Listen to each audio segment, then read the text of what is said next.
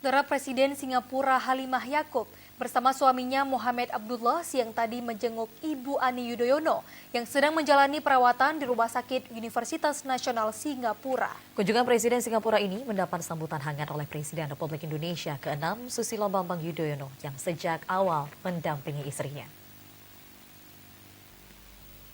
National University bersama sejumlah rombongan.